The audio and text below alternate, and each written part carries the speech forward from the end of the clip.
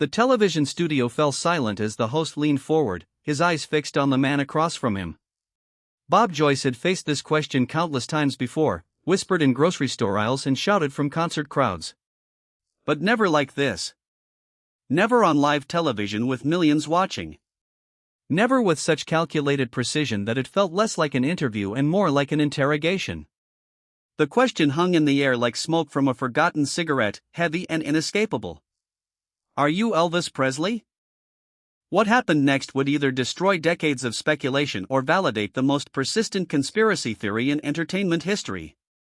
Joyce's reaction, captured by cameras that missed nothing, would reveal more than any DNA test or birth certificate ever could.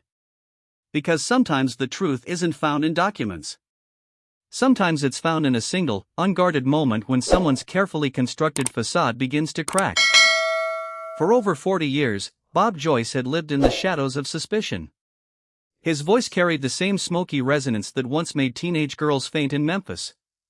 His movements held the same magnetic quality that commanded stages in Las Vegas. Even his laugh seemed to echo with familiarity, as if it belonged to someone the world had mourned but never truly let go. Yet Joyce maintained his identity with the persistence of a man who had nothing to hide and everything to lose. The interview had started routinely enough. Joyce discussed his ministry, his music, and his life in Arkansas with the practiced ease of someone who had answered these questions 1,000 times. He spoke about faith, family, and the calling that brought him to the pulpit. His responses flowed smoothly, each word carefully chosen, each pause perfectly timed. He was comfortable, confident, and perhaps even enjoying the attention that his resemblance to the king had brought him. But television interviews have a way of revealing what press conferences cannot. The bright lights, the multiple cameras, and the knowledge that millions of people are analyzing every gesture create a pressure that few can withstand indefinitely. And the host, veteran journalist Marcus Sullivan, had built his reputation on moments exactly like this. He knew how to wait, how to listen, and how to ask the one question that would strip away years of preparation. As the interview progressed, Sullivan began to notice something. The confident pastor who had entered his studio was slowly transforming into someone else. Joyce's answers became shorter. His smile appeared more forced. His hands, which had been relaxed and expressive, now gripped the armrests of his chair with increasing tension. Whatever was coming, Joyce seemed to sense it approaching like a storm on the horizon. Then Sullivan asked the question that changed everything.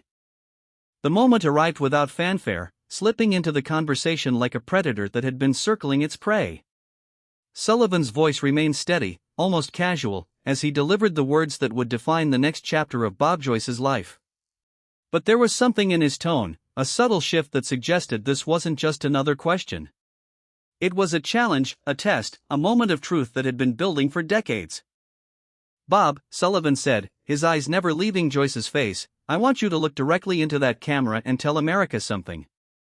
He paused, letting the weight of the moment settle over the studio like a heavy blanket. "Are you Elvis Aaron Presley?"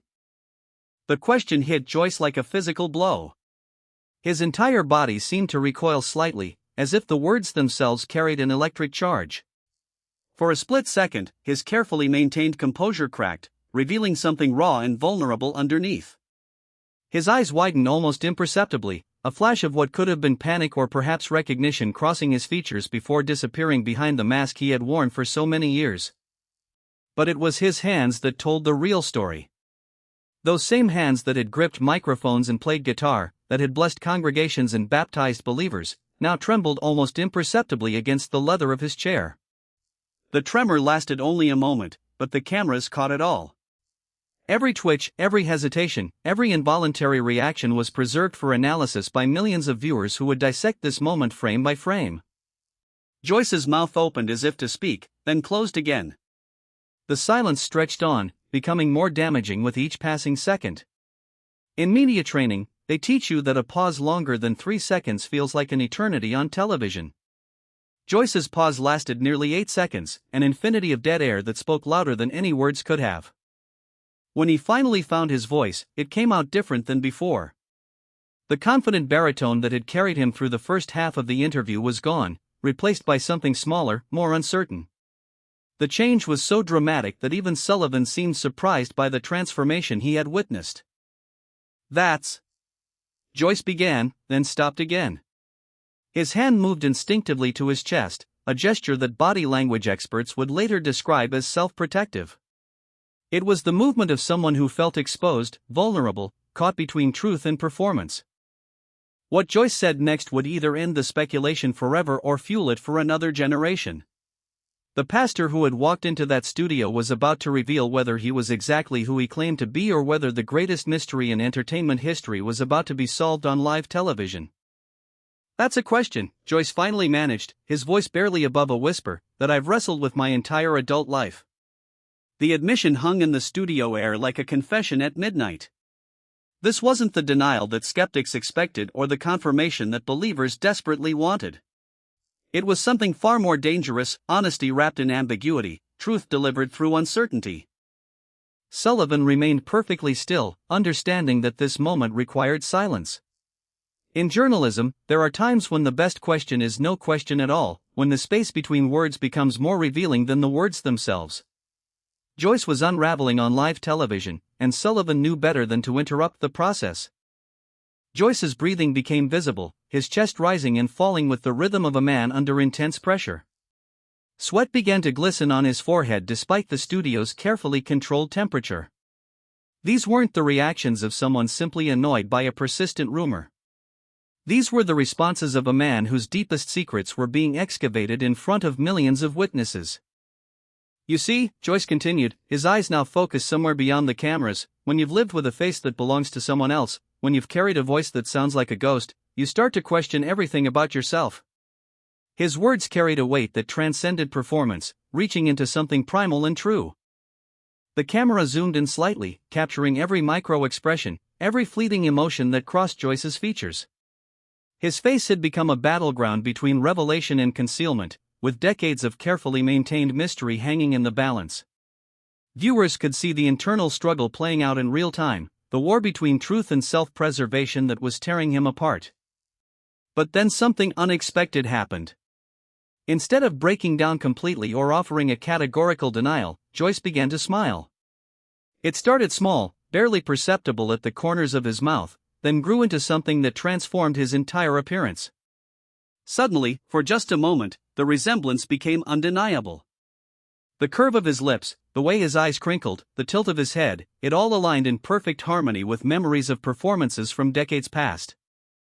"The truth is," Joyce said, his voice now carrying a hint of something that sounded almost like relief, "I stopped trying to prove who I'm not a long time ago."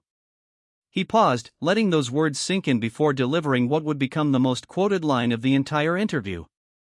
"Maybe the better question isn't whether I'm Elvis Presley. Maybe the question is, does it matter?" The boldness of the response caught everyone off guard, including Sullivan, whose journalistic instincts immediately recognized that Joyce had just shifted the entire dynamic of their conversation. Sullivan's response was immediate and calculated. He leaned back in his chair, a gesture that seemed to create more space between himself and the bombshell that Joyce had just delivered. But his eyes never left his guest, understanding that he was witnessing something unprecedented in television history.